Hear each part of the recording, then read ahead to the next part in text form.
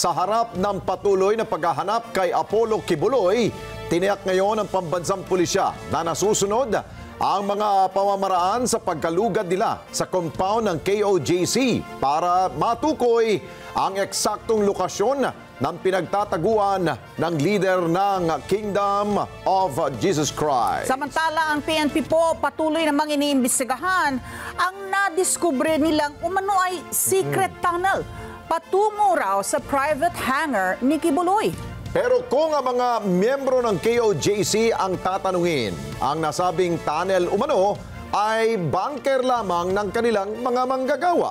Ano ibig sabihin nun? Kunin natin ang live report ni Erlo Bringas live mula sa Davao City. Erlo.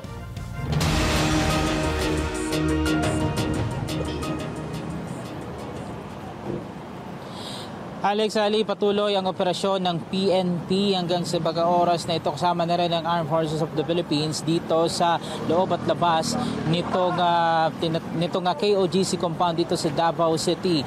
Pero sa mga lumilipas na araw, Ali at Alex, ay tila may baga na didiskubre pa ang PNP na ilang mga bagay sa loob ng compound na posibleng magdala sa kanila sa kinaroroonan ng KOJC leader na si Apollo Kibuloy.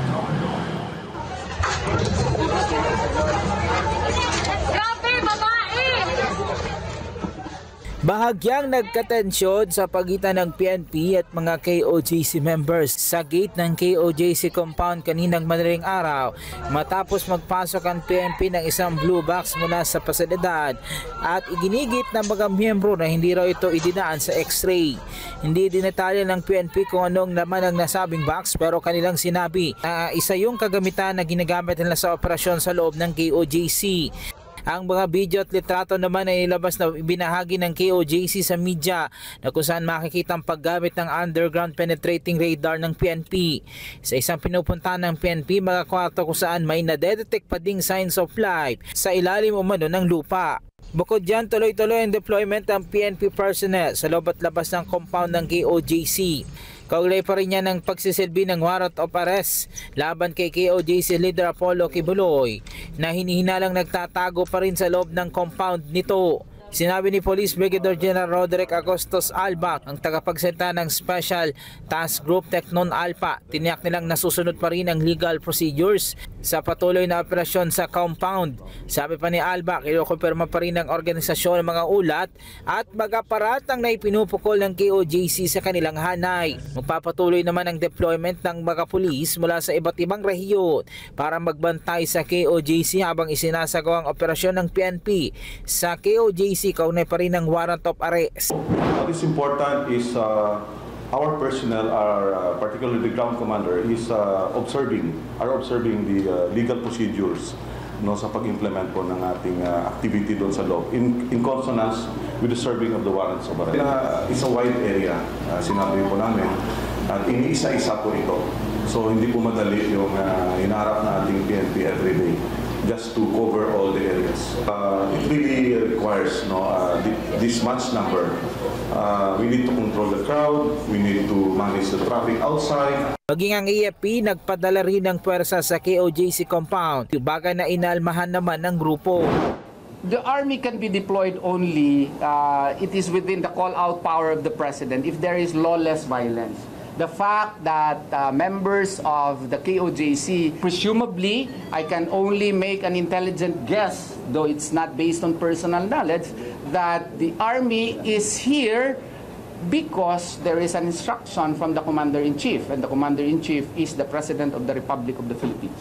Sa isang pahayag, sinabi ng Philippine Army na pag-deploy nila ng kanilang tauhan ay para suportahan ng PNP sa humanitarian assistance, relief and crowd management. Wala rin anya silang kinalaman sa paghahain ng warrant of arrest. Kailangan po nating humingi po ng augmentation from other security forces kasi sabi ko nga kanina, pang 5 araw na po ito, pagod na po yung ating mga pulis. In fact, kumuha na rin po tayo ng augmentation sa ibang region kasi kailangan din naman po magpahinga ng mga ibang pulis po natin na deploy ng first 1 to 3 days ago na talagang napasabak during the height ng violent rally ng KOJC. So maraming nasugatan, maraming na ospital. So kailangan magpalit po. So yung contingent po ng AFP is just there to provide augmentation.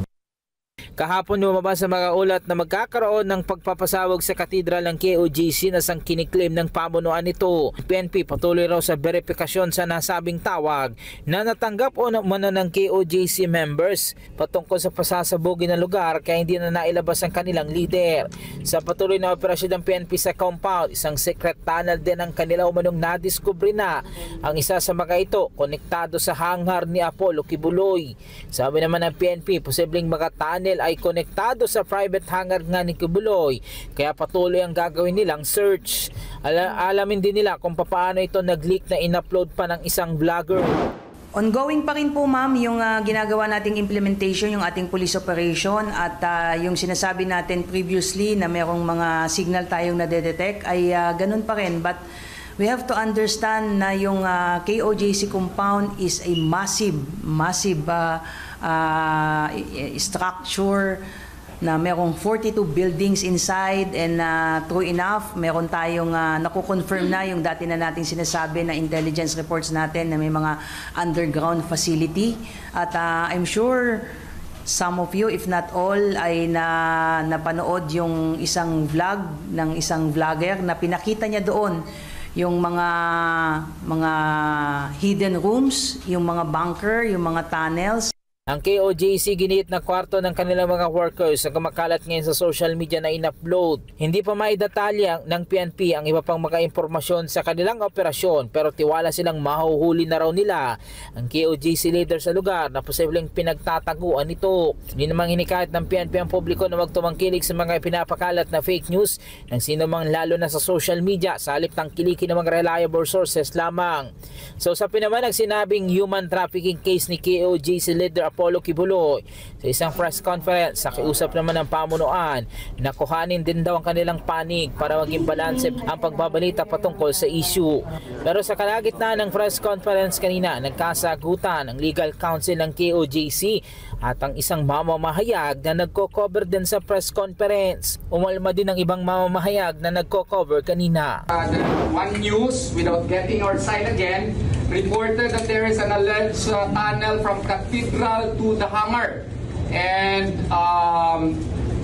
this was aired on TV without getting our side again. We tried to request the PNP General. I will not request. Please, I will let One News request the PNP General to give us access to the basement. Sorry, we're not the ones who created or wrote the report. It was from Philstar. So we're also hoping for a balance when it comes to such an opinion, and we're also trying to reach out on other sources to verify if this is actually true. Okay, so what we will do now is please, if you can contact the new general who is apparently a new head in this operation, would you be able to assist us in that? Other we're not the ones who wrote it, so I can answer that.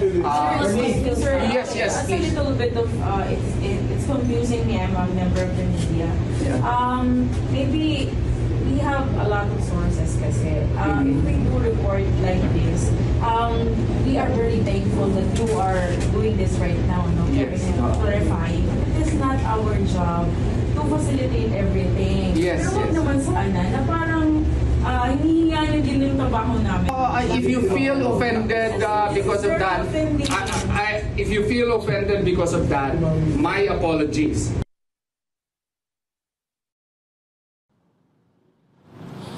Samantala, Alex, Ali, nilinaw naman ng Davao Regional Trial Court, RTC Branch 15 na hindi kinansela ng inilabas nilang temporary protection order na pabor sa KOJC ang arrest warrant laban kay Apollo Kibuloy. At samantala, ang sinabi naman ng PNP na umabot na sa 6 na po yung kabuuan na mga nasugatan sa kanilang hanay.